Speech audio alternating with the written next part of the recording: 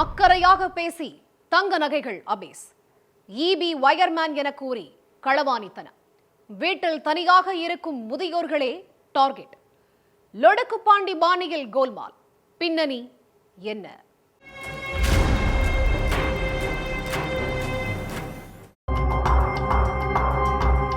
மதியம் 2 மணி இருக்கும். கீழ் வீட்டுல உள்ளவங்களோட பேசிட்டு இருந்திருக்காங்க 80 வயது மூதாட்டி ஜெயம். அப்போ அந்த வழியா நடந்து போயிட்டு இருந்த ஒருத்தர் திடீர்னு மூதாட்டி கிட்ட போய் பேச்சு கொடுத்திருக்காரு. தன்னோட பேரு சீனிவாசன்னும் ஈபி ஆபீஸ்ல வேலை பார்க்கறேன்னு சொல்லியிருக்காரு. சரி தம்பி, ஆனா நாங்க எதுவும் ஈபிக்கு கால் பண்ணலைன்னு சொல்லியிருக்காங்க மூதாட்டி ஜெயம். இல்ல மாமி, இந்த ஏரியாவில் லோ வோல்டேஜ் பிரச்சனை இருக்குதுன்னு தினமும் ஏகப்பட்ட கம்ப்ளைண்ட் வருது, அதான் வீடு வீடா போய் செக் பண்ணிட்டு இருக்கேன்னு சொல்லியிருக்காரு. சீனிவாசனுங்கிற பேருக்கு தகுந்த மாதிரி நாக்குல சீனிய தடவி வச்ச மாதிரி தனியாவா இருக்கீங்க மாமி, கலிகாலத்துல பார்த்து பத்திரமா இருங்க, சாப்பாடு எதுவும் வாங்கிட்டு வரணுமா, அப்படி இப்படின்னு ரொம்ப அக்கறையாவும் பாசமாவும் பேசியிருக்காரு. இளைஞரோட அன்பான பேச்சுல மெய் மறந்து போன மூதாட்டி ஜெயம் தங்கமான மனுஷனா இருக்கானேன்னு நினைச்சு அவரை வீட்டுக்குள்ள போக விட்டுருக்காங்க. கீழ் வீட்டுல தான் மெயின் பாக்ஸ் இருக்கு, அங்கேயே செக் பண்ணுங்கன்னு மூதாட்டி ஜெயமும் கீழ் வீட்டுல குடியிருக்கிற கல்யாணியும் சொல்லியிருக்காங்க. உடனே கொஞ்ச நேரம் மெயின் பாக்ஸ்ல செக் பண்ற மாதிரி நடித்த அந்த இளைஞர், இங்க எல்லாமே கரெக்டா இருக்கு மாமி, மேலதான் ஏதோ பிரச்சனையா இருக்கும்னு நினைக்கிறேன்னு சொல்லி இருக்காரு. அப்படியா தம்பி, சரி அப்ப நீங்க மேல போய் பாருங்கன்னு மூதாட்டி சொல்லி இருக்காங்க. இதுக்கு நடுவுல மனசோரமா மூதாட்டிக்கு ஒரு டவுட் வந்திருக்கு. பொங்கல் லீவுல எப்படி வந்து வேலை பார்க்குறீங்கன்னு கேட்டிருக்காங்க. லோ வோல்டேஜா இருக்குன்னு தினமும் ஏகப்பட்ட கம்ப்ளைண்ட் வருது, உங்களை மாதிரி வயசான ஆளுங்களுக்கு ரொம்ப சிரமமா இருக்கும்னு தான் லீவு நாள்னு கூட பார்க்காம வேலைக்கு வந்திருக்கன்னு ஐஸ் கட்டிய மூதாட்டி தலையில வைக்காத குறையா பேசியிருக்காரு. இவ்வளவு பேச்ச கேட்டதுக்கு அப்புறம் அந்த இளைஞர் மேல மூதாட்டிக்கு சந்தேகம் வருமா என்ன? என்னால வேக வேகமா படியேற முடியாது, நீங்களே முன்னாடி போங்க தம்பின்னு அந்த இளைஞர்கிட்ட சொல்லியிருக்காங்க மூதாட்டி. சரி மாமின்னு சொல்லிட்டு மின்னல் வேகத்துல மாடி படியேறி வீட்டுக்குள்ள போன அந்த இளைஞர் கீழே இருந்து மூதாட்டி ஜெயம் மாடிப்படி ஏறதுக்குள்ளேயே எல்லாமே செக் பண்ணி முடிச்சாச்சுன்னு சொல்லி திரும்ப கீழே இறங்கி வந்திருக்காரு. மாமி நாங்கள் ஈபி செக் பண்ணுறோம் அப்படின்னு சொன்னாங்க. நான் என்ன சொன்னேன், நீங்கள் அங்கே உள்ளே போகிறீங்களாம் கேட்டேன். ஆமான்னு நான் சொன்னேன், வயசாயிட்டுமா முட்டி மேடை ஏற முடியாது, நீ முதல்ல இங்கே வந்து உடனே செக் பண்ணுறாங்கன்னு. அப்போ அந்த மாமியை இருந்தாங்க.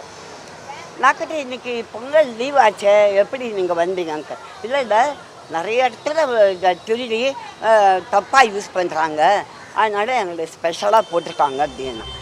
அதுக்குள்ளேயே செக் பண்ணி முடிச்சிட்டீங்களா? சரி நல்லது தம்பி, நீங்க பார்த்து போயிட்டு வாங்கன்னு சொல்லி அந்த இளைஞரை வழி அனுப்பி வச்சிருக்காங்க மூதாட்டி ஜெயம். அதுக்கப்புறம் வீட்டுக்குள்ள போய் பார்த்தப்பதான் அங்க இருந்த பொருட்கள் எல்லாம் வச்ச இடத்துல இல்லாம அங்க இங்கன்னு சிதறி கிடந்ததை மூதாட்டி நோட் பண்ணியிருக்காங்க. அச்சச்சோ, பொருட்கள் எல்லாம் இப்படி சிதறி கிடக்கே, ஏதோ தப்பா இருக்கேன்னு நினைச்சு நேரா தங்க நகை வச்சிருந்த பீரோவுக்கு போய் பார்த்திருக்காங்க. அப்போ பீரோவுல இருந்த 15 சவரன் தங்க நகையும் 10,000 ரூபாய் ரொக்க பணமும் காணாம போயிருக்கு. நகையையும் பணத்தையும் காணோமே, ஈபி காரன்னு சொல்லி வீட்டுக்குள்ள வந்து திருடிட்டு போயிட்டானேன்னு கத்தி கூச்சல் போட்டிருக்காங்க மூதாட்டி ஜெயம். இவங்களோட கூச்சல் சத்தத்தை கேட்டு கீழ் வீட்டுல இருந்த கல்யாணிங்கிற மூதாட்டியும் உடனே மேல ஓடி வந்திருக்காங்க. அப்புறம் 2 பேரும் சேர்ந்து போலீஸுக்கு தகவல் சொல்லியிருக்காங்க. விஷயம் தெரிஞ்சு ஸ்பாட்டுக்கு வந்த போலீஸ் திருட்டு நடந்த வீட்டை சுத்தி உள்ள சிசிடிவி கேமராக்களை ஆய்வு செஞ்சு அக்கம் பக்கத்துல உள்ளவங்க கிட்டையும் விசாரணை நடத்தினாங்க. அவன் என்ன பண்ணான், நான் மேடை போய் மெயின் ஆஃப் பண்ணான்னு சொன்னான். மேலே இந்த மெயின் இங்கே தான் இருக்குது, நீ என்ன மேடை போய் சொல்லிட்டு நான் மேலே 2 படிக்கிட்டு ஏறலாம். பார்த்தா ஃப்ரண்ட்டில் ஈபி போர்டு இருக்குது, அதை திறந்து பார்த்துருந்தான். நான் சொல்லிட்டு இவங்களை நிற்க வச்சுட்டு மேலே பட்டுக்கூட அவன் கீழே இறங்கிட்டான். நான் மேலே போய் செக் பண்ணுறேன், இந்த ஹேண்ட் லக்கேஜ் பேக்கு வேறு மாதிரி இருந்தது. என்னடா வேறு மாதிரி இருக்குன்னு சொல்லிட்டு உள்ளே போய் போர்டு பீராவை திறந்து கபோர்டு திறந்து பார்த்து நான் கேட்பேன். சூர்யா நடிச்ச நந்தா படத்துல லொடுக்கு பாண்டிங்கிற கேரக்டர்ல நடிச்சிருந்த கருணாஸ் ஜட்ஜு வீட்டுக்குள்ள போய் திருடும் போது பக்கத்து வீட்டுக்காரங்க கிட்ட மாட்டியிருப்பாரு. அப்போ அவங்க கிட்ட அது இதுன்னு ஏதேதோ கதை சொல்லி நைஸா பேசி திருடன பொருட்களோட கருணாஸ் எஸ்கேப் ஆகியிருப்பாரு.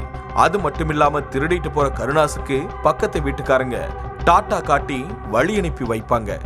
அதே மாதிரி தான் அக்கறையாவும் அன்பாவும் பேசுனதை நம்பி தன்னோட வீட்டில் இருந்த நகையையும் பணத்தையும் திருடிட்டு போனவனை பாசமா வழி அனுப்பி வச்சிருக்காங்க மூதாட்டி ஜெயம்.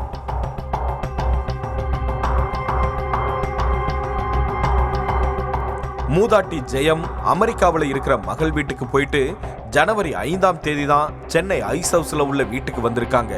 மூதாட்டி மட்டும் வீட்டில் தனியா இருக்கிறதையும் அவங்க வீட்டில் நகை இருக்கிறதையும் நல்லா தெரிஞ்சு வச்சிருந்த யாரோ ஒருத்தன் தான் சரியான டைம் பார்த்து நைஸா பேச்சு கொடுத்து நகை பணத்தை திருடிட்டு போயிருக்கிறதா போலீஸ் சந்தேகப்படுறாங்க. அதனால தான் முதல் கட்டமா அந்த ஏரியாவில் உள்ள ஆட்கள் கிட்ட விசாரணையை தீவிரப்படுத்தி இருக்காங்க. திருட்டு நடந்த வீட்டுக்கு பக்கத்துல ஒரு பாழடைஞ்ச பஸ் ஸ்டாப் இருக்குது. அந்த பஸ் ஸ்டாப்ல சட்டவிரோத செயல்கள் அதிகமா நடக்கிறதா அந்த ஏரியாவில் உள்ள மக்கள் புகார் தெரிவிச்சிருக்காங்க.